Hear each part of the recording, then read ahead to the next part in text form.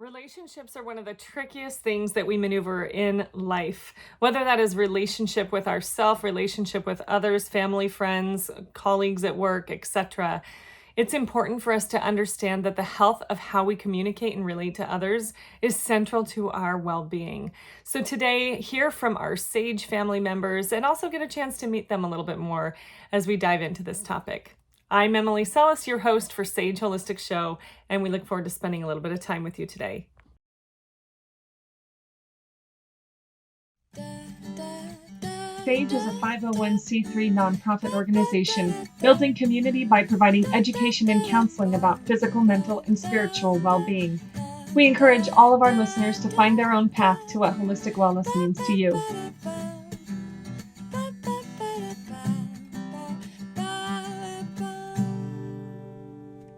Hello to our community. We are here for another S.A.G.E chat, and I am so pleased to finally introduce our newest members of the S.A.G.E family. So we are going to start off with our S.A.G.E chat today with each of our new associate therapists taking an opportunity to introduce themselves so you get to hear from them, get a feel for who they are and all the wonderful skills, talents, and passion that they bring to the work that they do. They're going to talk a little bit about themselves and the different niche populations. And then we're going to end with a little conversation about relationships. So Emily, do you want to go ahead and start us off? Yeah. Hi, everyone. My name is Emily Maynard, and I work really well with people who are exploring the role of religion in their lives. So whether that's just some weird church stuff that they want to talk about and how that's impacted their identity or their relationships, or whether it's somebody who's had a more severe experience that they'd call religious trauma, or maybe an adverse religious experience in a high control environment. I also work with people who find themselves as helpers or healers in some way. So I work with other therapists to help them stay grounded and healthy in their work. Sometimes I work with activists or people who just find themselves in a healing space where they're having to give a lot to others and wanting to make sure that they take care of themselves as well. Thank you so much, Emily. Let's see, S.A.G.E, do you want to go next? Hi. Sure. Hi, everyone. My name is S.A.G.E Mao, and I am passionate about working with teens. You know, other people may run away from this population, but I'm just so drawn to them because I believe that they have such a high need, but they may not express it. So others around may not catch that. So that's why I'm so passionate. You know, I've had difficult, childhood and adolescence, and that kind of led me to volunteering at church with the adolescents. And it was such a rewarding experience for me that I resigned from my corporate career of 15 years to become a therapist. So it's any teens, Christian teens, Asian teens, I just have so much compassion for, and I would love to work with and to help in any way, to help them, decipher what they're going through, the difficult emotions that they're going through, so that they would be able to heal from and move forward and make meaningful relationships and build that strong support system that they need. I love that. And I'll love to hear what you have to say later too, from that teen perspective when we talk about relationships. Thank you, S.A.G.E. Sydney, you want to go next? Yeah, so hi everyone, I'm Sydney Hosberger. I love working with relationships, whether it's with other people or with yourself. My areas of focus are narcissistic abuse recovery, so individuals who have any sort of relationship with narcissist, either, your parent or a family member, intimate relationship, friends, anything like that. I'm very passionate about that. I also work really well from an attachment-based perspective, and so I love working with individuals who are navigating new relationships. Maybe they have anxious attachment, avoidant attachment issues. I love to work with people on those.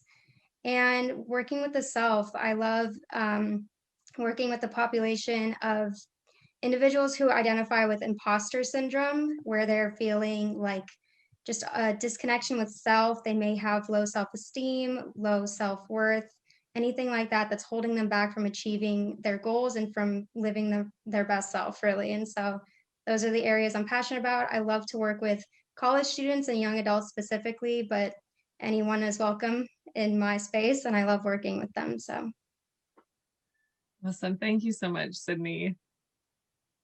And Vicky.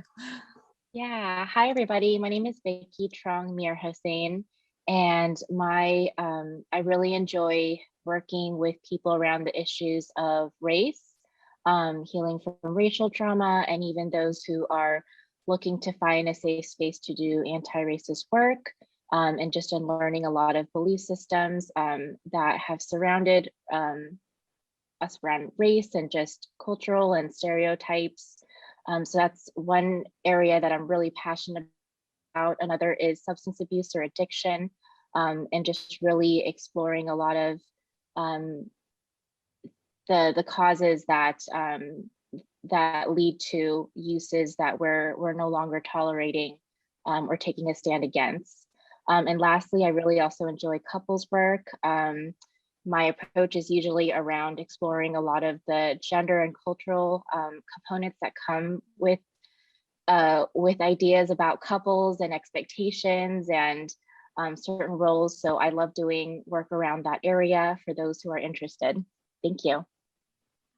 That's so awesome. I always feel so filled up after all of us meet together. When we meet once a week, I look forward to the conversations that we all have. And I'm just so glad that we could join together online here today. I've been waiting a long time for this. I'm like, wanted this to happen a little sooner because we really started hitting the ground running, and you guys coming on board in January. So it's fun to finally be able to introduce you guys formally out to everyone in the public. And while we're all together, one thing that all of us had decided we wanted to have a chat about, to leave some education or just tips or ideas or a different way of thinking about things, was around relationships. And we talked about that because in our work as therapists, I mean, that is a central focus whether we're talking about how a person relates to themselves, how a person relates to their partner, how a person relates to their children or their family members or their friends. I mean, it's just everywhere we go. We don't live in a vacuum. Relationships are central to living life, and whether those relationships are healthy or unhealthy, what they look like. That's something I just wanted us to kind of have a chat about and see how we can even speak about how relationships come up for us, and how we are able to utilize those as learning experiences too. So just jump in with any tidbits that you thought about around this topic, and we'll just chat about it for a bit. Go first, and anybody who's interested can share their thoughts too. But I was thinking about this topic in terms of how relationships change, particularly over time or kind of during points of pressure. And I think for most people, the last year has had multiple pressures, between the political situation or economic situation, as we've just seen our society face a lot of difficulties at once. And thinking about how that's impacted relationships in my life, particularly around friendships. I think it's kind of easier to hold on to, your family or your partner, or your extended family during these times. But I really felt like my world kind of got a lot smaller as far as relationships with friends, and noticing a lot of shifts in those areas. And I noticed a lot of people that I work with too, who were talking about kind of the pain of how relationships change. And it can bring up ideas of being abandoned or something being wrong. And maybe that there's, this expectation that particularly friendships, or someone you meet at a certain point in your life, and you're just going to carry on in the same way, and, that you had at the beginning, when really we're all dynamic people, and, pressures change us and change our capacities, and then what we go through and how our values shift, or our obligations to family or work may shift, and how that impacts friendships in particular. So I'm interested in having conversations around kind of normalizing change in friendships, and, being able to honor the pain that might bring, but also to hold kind of open hands and appreciate, how someone might be in your life for a certain amount of time without needing to hang on to them in the same way forever. Yeah, I mean, I wonder what your thoughts are on what creates that kind of and I've certainly experienced it myself, like that kind of rigidity around like wanting something not to change. I mean, I know it's kind of our human nature to not want to change, but it's also just life, that life is change. Right. And so I wonder, like, what do you guys think goes into that, where we get into those like places where we feel really kind of like brittle or kind of like stuck, or just where it does that? I mean, that's where a lot of pain comes from, is that desire to hold on to the old way of what it was. Just wonder what you guys think goes into that. Why, the why behind it. I mean, I think it's, we get so comfortable in these relationships and in this connection with someone, and we hate as humans to be uncomfortable. We avoid those situations anytime we can. And so when we feel someone shifting, and especially if we had kind of like a negative experience in childhood where this happened with a caregiver, this could bring up a lot of issues such as like rejection or the fear of abandonment and all that stuff. And so even just a slight shift in the relationship could bring up a trauma response for someone, as if, their thoughts are probably going directly to, oh my God, this person hates me. I messed up. What did I do wrong? How can I make them stay? I feel like if we experience like a negative, I guess, relationship in childhood, it brings up a trauma response. And so, not that that's the case for everyone, but I feel like that's very common, and it could be a major factor as to why we want to cling on to anyone we can, because we may have also, kind of given ourselves the narrative that we're not lovable, really. And if people try to leave us, that just validates it. That's like, yep, I knew it. I'm not lovable. They're leaving, and I get it, because, no one else really sticks around. No one loves me, that kind of stuff. And so I think that has a lot to do with our fear about losing people and just about change in general.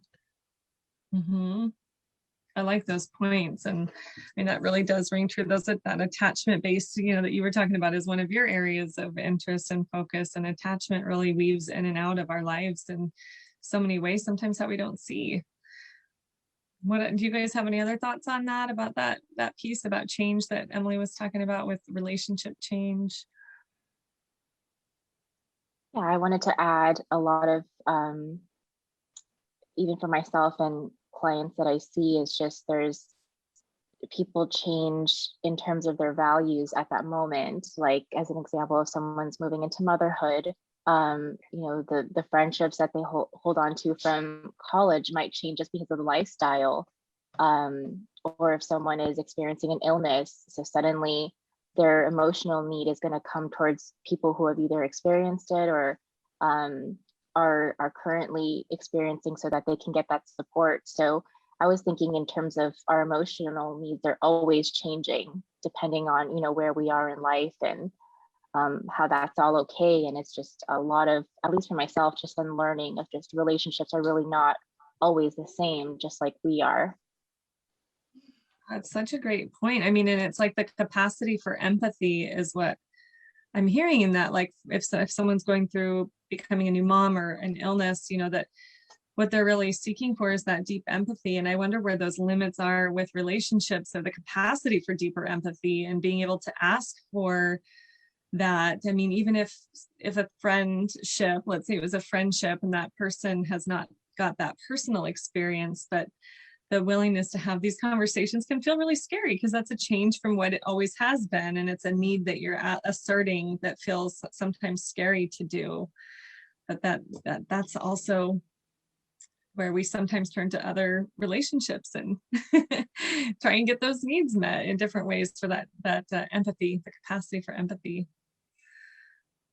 But we got a little kitty cat cameo showing up here. This is Luna. I have a feeling she's going to be the star of future S.A.G.E chat. I know. She'll be our mascot. Like, let me do my catwalk. Let me do it. She just wants everyone to see how cute she is. She is really cute. Oh. This of change was reminding me of this book I read, Who Moved My Cheese? I don't know if you have Yeah, read I that. read that too. Mice, right? They constantly go to the same place to eat the cheese, and then they realize it's disappearing, and they're like, "Who moved my cheese?" And then they eventually, despite all the hesitation and fear of moving out of that space, they venture out, and then they realize there's so much more cheese. Right. And so, it's like everyone goes through these changes, and it is, of course, scary, but just move beyond that or move past that fear, and you'll be able to meet new friends, lifelong friends, right? That you can create these meaningful relationships with. I love that. And I would love to hear your thoughts too on that. I'm sure you've worked with a lot of teens that have struggles around friendships or how friendships change. And I wonder, like, what kind of words of wisdom or things that you've gleaned from that space, or kind of like a helpful tip to a teen who might be struggling with that, if maybe they're listening or their parents are listening. Right. Yeah. I mean, the peer relationships are so critical during the adolescence, and they're just so heavily influenced by their friends. And so when their friendships are changing, or if it's like they were best friends, and then this third person comes into that dynamic, and then they grow up distant and apart. And I always kind of check into that teens, where their heads at, how is this affecting them? Do they want to continue this relationship, and how much willingness do they have that they want to make this work? And oftentimes I noticed the teens actually, they realized this was not a healthy relationship, that, if they really were strong friends if they had a strong friendship, that, that friend would not be leaving this person or neglecting this person to create this new friendship. Then they realize, okay, this is not healthy for me. Maybe it's a toxic relationship. I need to go find a new friend who values me, who really appreciates me for who I am.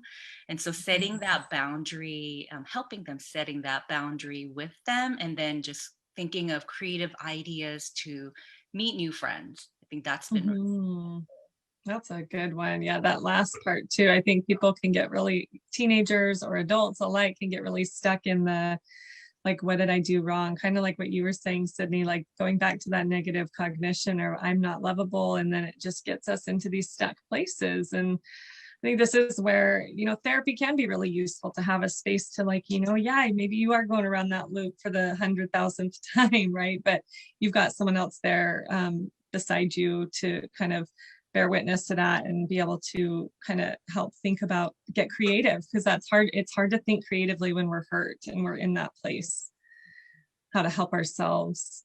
Thanks for sharing those tidbits. It's really insightful. Who else wants to throw something out? I know we were just thinking about relationships and relating to ourselves or relating to others. I know, Vicki, you were talking about couples work that started having me think about that, and just like the relationship between gender roles and things like that. I wonder what else you guys want to just throw out here to our audience about relationships. I can talk a little bit about that. So I believe, we are really hardwired for relationships and deep connections. I mean, if you really think about, one of the most severe punishment for heinous crime is solitary confinement, right? Yeah, that's true. Right. So I think that's why everyone's mental health has been hit so hard during the pandemic, because we are forced to be alone. We can't meet our loved ones. And, it's just not natural to be isolated from others. And then also about how, our family of origin really teaches us how to love and regulate our emotions, and to maintain relationships, because those really are our very first relationships. That's where we learn everything. But most oftentimes, as I think Sydney mentioned, that these relationships are scarred by hurts, hurtful things, neglect.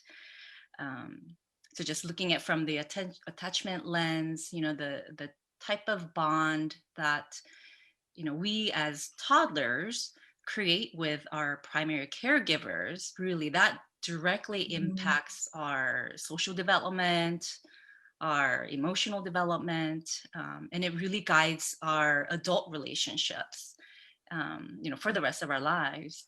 But it really is comforting knowing that this attachment is not static, that it can change with positive experiences. And so I feel like it's just, this is especially important for parents of teens, that they need to need to stay engaged, need to be an important part of the teen's life, and tune in to what they're feeling, what they're needing. They're acting out. It doesn't mean that they want to distance themselves. They are seeking attention and love and care. And so they, just tuning in and responding to how these teens are feeling and behaving. I think that's really critical. Especially during the puberty times where it's, everything is just really, really challenging and confusing and frustrating. And also I believe, therapy can help uncover these experiences and hurts, and then to help bring healing. That's why I'm so excited to work with this population, this very volatile times of each person's life. Yes, I'm sure we could detail out how volatile the teen years are. I think that's one of those things where it's like, I don't think I would want to go back, right? And I think that's why there's so many standing jokes about the teen years, and just love your heart around like really getting in there, because I think a lot of times teens, and this happens I think with younger kids too, or adults alike, right, where someone's really angry or mad or frustrated, confused, really big emotions, and they end up looking like they're shutting the whole world away, and it looks like they want to be alone, and it looks like don't touch me, and it looks like, I don't want you, but they really need you so much in those moments. And that's where that dynamic is of like, no, that's when you really need to get close and really need to be tender with your kids and with yourself too, right? How we relate to ourselves. Yeah. Yeah, I think that it's so important that you touched on our, childhood experiences and how that shapes our development. It shapes our view of ourselves, of others, and the world around us. It teaches us, is the world a safe place? Can we trust other people?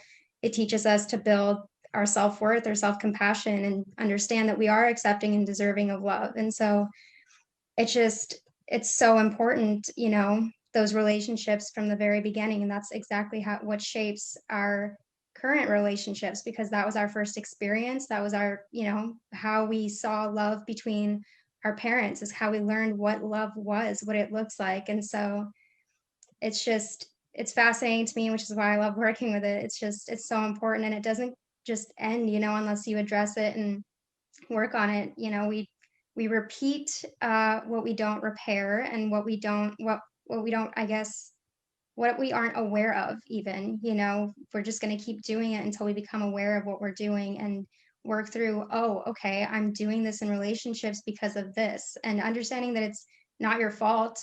And a lot of times it's not even your parents' fault. And, they learned love through their parents. And so it's just a cycle. And until we can address that and start working on it, we're just going to keep repeating it. But, it's just, relationships play such a role in people's lives. And even if, for clients that are coming into therapy, they may come in for a number of issues, but usually the root of the problem has to do with some sort of relationship. And so even if it's just the relationship with the self. So it's really important to discuss that and try and figure out where this came from and how these patterns developed. Yeah, I like that. I mean, it makes me kind of think about how we don't always have the models of healthy relationships in our lives, and it's hard to seek that out. And so I'm sure there's lots of information out there that people could go and look up about, like, well, what is a healthy relationship? But why don't you guys even just throw some things out, like what to you defines a healthy relationship that you have with someone that you think about, or just like the ideals behind a healthy relationship?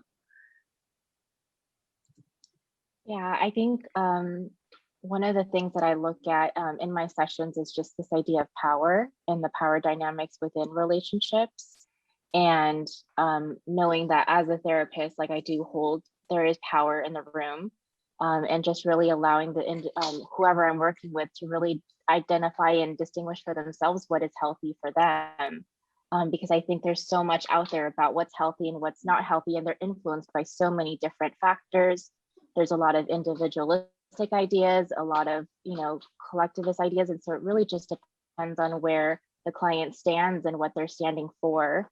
And so that's really something that's important for me. And what kind of, in terms of relationships, like what kind of impact they want to have around those around them, and make those experiences really explicit in the room.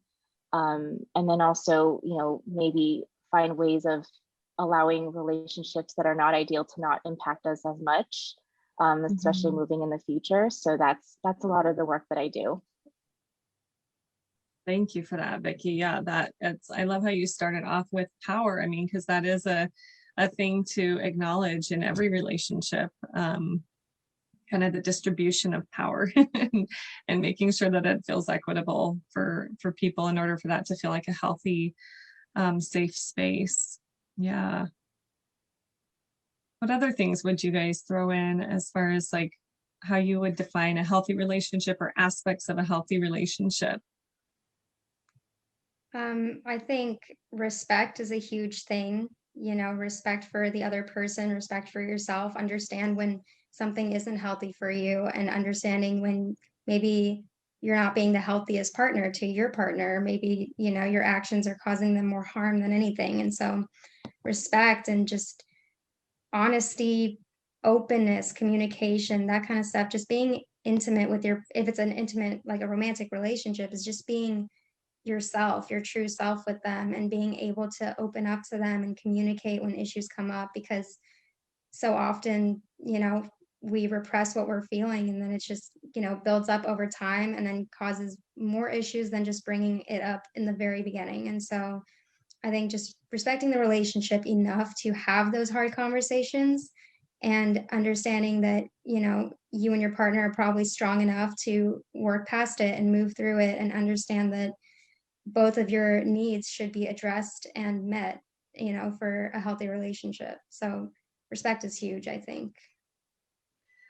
Yeah, and like you said, there's a lot that goes into that respect. I was hearing you say the honesty, the openness, communication, being authentic. I mean, there's so many variable pieces to that. And also that willingness to look at ourselves, like when are we behaving poorly in a relationship? Like do we need to acknowledge, like for ourselves, like, oh, okay, I need to probably apologize, or I need to make amends, or I need to acknowledge that and take responsibility for my part. What else do you guys think for healthy relationships? Thinking of intentionality, because healthy relationships it doesn't happen by accident. And so, just two people needing to do, or two people doing deliberately and purposely working hard to make it work, by showing, genuine love and care and interest. I think interest in the other person's right well-being and their life, I think, is really important. And then choosing to act in the best interest of the relationship as well. I think that really is the key to building a healthy relationship. I love that, S.A.G.E. I mean, the intentionality, I mean, really being focused. And when we say we want to have relationships that are meaningful, also being willing to put the work in. And I think a lot of times people don't know how to put the work in. We hear that, like, well, you got to work on it, like on a marriage, for example, like this one way of having a relationship out of so many, but it's like, well, you got to work on the marriage. Well, what does that mean? And I love how you just phrase that with the intentionality of like being interested in them and really working purposefully towards the goals that you've put forth in this relationship. It's so important. I love that.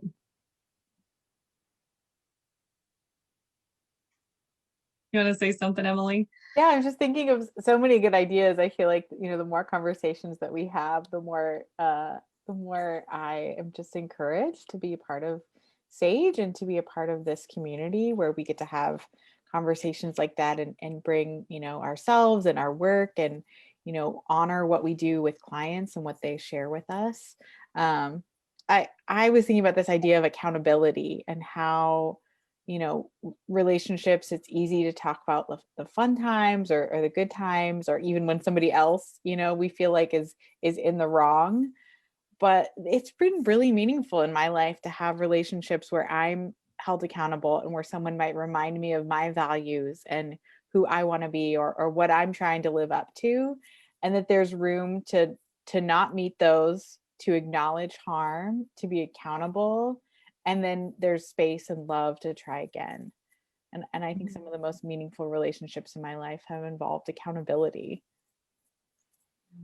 Yeah, that's the hard stuff. I Yeah, love that it's the you hard bring it stuff. up, right? But then, yeah, but then you get to build on that, and that sort of, makes more space for joy or fun or individuality or connection in the future.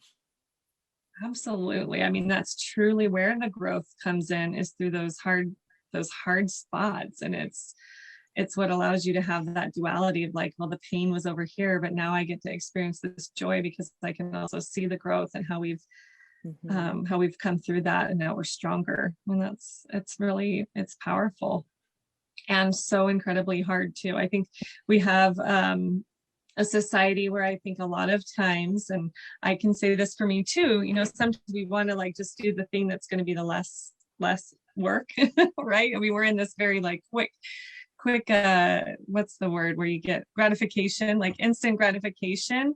And so, yeah, doing something like that, like holding someone accountable or bringing up something hard that is going to be difficult for them to hear is challenging. But it's also when you get stronger. I mean, the things that are truly, well, I've heard like the thought before of like, when anything that's worth doing is really hard, like, because when you get to the other side, you get to really see that growth in yourself.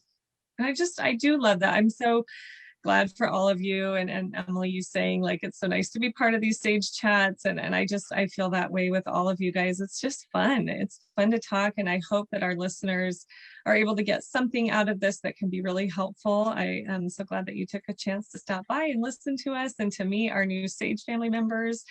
And hopefully you guys will be digging in and doing some SAGE chats with each other or on your own or with our other SAGE family members or with guest speakers. So we'll be excited to see what this year brings around the holistic health and wellness aspects. So y'all take care, and we'll talk to you soon. Bye, everybody. Bye. Thank you for spending some of your time today with us at SAGE Holistic Health and Wellness Center. If you like what we're all about, please consider supporting our nonprofit organization by making a tax-deductible donation. To do this, you can go to our website at www.sagewellnessctr.org and click on Donate in the upper right-hand corner. We look forward to spending some time again with you real soon. Take good care.